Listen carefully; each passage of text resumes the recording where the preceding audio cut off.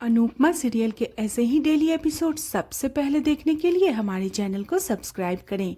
आज के एपिसोड की शुरुआत में अनुपमा भारती को उसके पैर की एक्सरसाइज करवा रही होती है। भारती अनुपमा से कहती है, उसका पैर छोड़ दो, बहुत दर्द हो रहा है। अनुपमा उसे समझाती है कि डॉक्टर ने कहा है अगर पैर की एक्सरसाइज नहीं करेगी तो ऑपरेशन में दिक्कत होगी। भारती कहती है, मुझे बहुत दर्द हो रहा है। अनुपमा मुस्कुराते हुए कहती है, दर्द को भूलो और शाहरुख खान के बारे में सोचो। भारती हैरान होकर पूछती है, वह कैसे? अनुपमा मुस्कुराते हुए बताती है, शाहरुख खान ने उसके साथ डांस किया है। भारती चौंक जाती है। अनुपमा उसे एक झूठी कहानी सुनाने लग जाती है। शाहरुख खान जब अहमदाबाद आया था तब वह उससे मिली थी, उन्होंने उसके साथ डांस भी किया था। अनुपमा भारती को कहानी सुनाने में व्यस्त रखती है और उसके पैर की कसरत पूरी करवा देती है। भारती आगे पूछती है तो अनुपमा कहती है, इसके बाद उसकी नींद खुल गई और वह जाग गई। भारती कहती है, इसका मतलब आप सपना देख रही थी? भारती हंसते हुए पूछती है, इतनी ट्रिक्स उसे कहाँ से आती है? अनुपमा कहती है, मैं माँ हूँ, माँ सब कुछ जानती है। भारती कहती है, आपके नाम में और स्वभाव में भी माँ है। इसी बीच जसप्रीत आती है और जसप्रीत चिंतित होकर पूछती है, अगर रीता नहीं आई तो क्या करेंगे? अनुपमा कॉन्फिडेंस से जवाब देती है, रीता को उसकी सास खुद लेकर आएगी। जसप्रीत और भारती हैरान होती है। अनुपमा कहती है, मेरे हाथ का जादू रीता को यहाँ खींच लाएगा। दूसरी तरफ पाखी बहुत उत्साहित होकर घर आती है और ईशानी को आवाज लगाती है। लीला बताती है ईशानी घर पर नहीं है। पाखी लीला को साथ लेकर झूमने लग जाती है। वह लीला को बताती है, अब मेरा खुद का सैलून होगा। लीला पूछती है, क्या वह डांस कंपटीशन में हिस्सा ले रही है?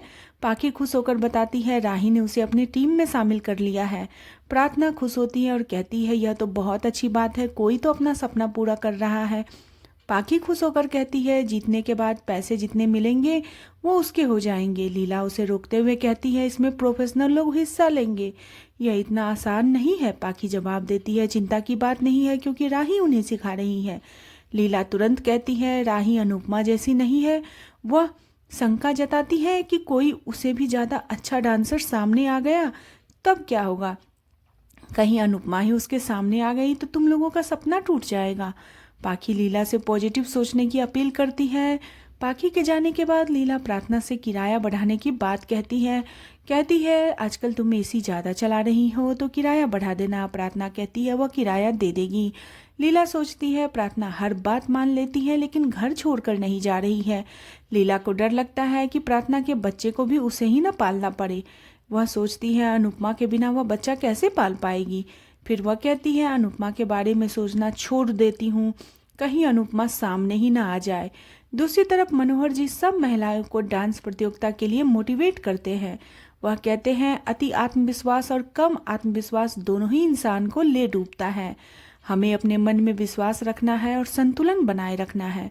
वह समझाते हैं कि हमें फोकस बनाए रखना है और टीम को एक दूसरे की कमियों को छुपाना है। हमें डांस अपनी टीम के लिए करना है। सभी मनोहर जी की बातों से खुश होती हैं और तालियां बजाती हैं। मनोहर जी कहते हैं, कुछ दिन पहले हम अहमदाबाद में एक बच्ची से मिले थे।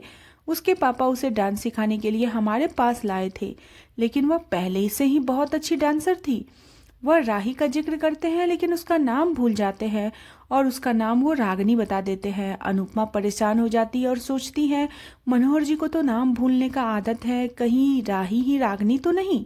कहीं इस मुकाबले में माँ के बेटी सामने ना आ जाए। इसी बीच जसप्रीत अनुपमा को टोकती है। अनुपमा ख्वाबों में खोई रहती है। मनोहर जी सभी से टीम का नाम सुझाने को कहते हैं। अनुपमा मुस्कुराते हुए डांस रानीज नाम का सुझाव देती है जो सबको पसंद आता है। मनोहर जी पूछते हैं, यह नाम क्यों? अनुपमा जवाब देती है, क्योंकि हर महिला अपने संसार की रानी होती है। सभी को नाम पसंद आता है और इसी बीच अनुपमा रीता को लाने के लिए एक प्लान बनाती है।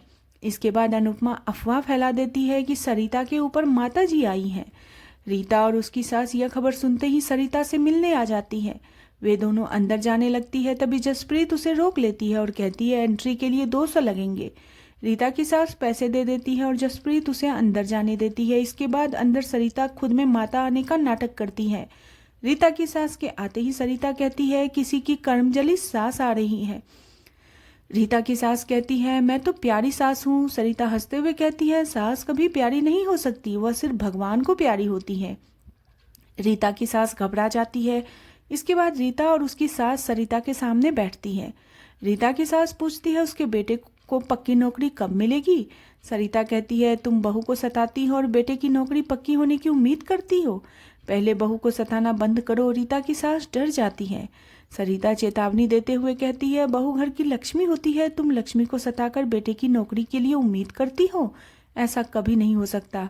वह बहू को प्यार करने के लिए कहती है। इसी बीच सरिता उसे खुद की तारीफ करने के लिए लग जाती है और बताती है तुम अपने मोहल्ले की सरिता को कहना वो बहुत सुंदर है। सभी हैरान होते हैं। तभी अनुपमा सरिता को टोकती है और जय माता दी का नारा लगाती है। जसप्रीत भी बात को संभाल लेती है। सरिता कहती है तुम बहू को बेटी समझना, उसके मन की सारी इच्छाएं पूरी करना, उसके सारे सपने पूरे करना। रीता की सास सोचने लग जाती है। तभी उसे अनुपमा दिखाई देती है और वह अनुपमा से कहती है क्या तुम्हारी डांस टीम में रीता के लिए जगह है। अनुपमा कहती है अभी तो टीम फुल हो गई है। रीता की सास अनुपमा से अनुरोध करती है और रीता को टीम में लाने की गुहार लगाती है। अनुपमा कहती है आपने ही कहा था कि रीता को घर का काम करना है। रीता की सास कहती है सारा काम मैं कर लूंगी, लेकिन तुम इसे अपनी टीम में ले लो। अनुपमा मान जाती है और कहती है आप अगर इतना कह रही हैं तो माता जी का आदेश भी है तो मानना ही पड़ेगा। सभी खुश होते हैं। रीता की सास रीता को समझाती है कि वह अनुपमा के साथ रहे और मन लगाकर डांस करे।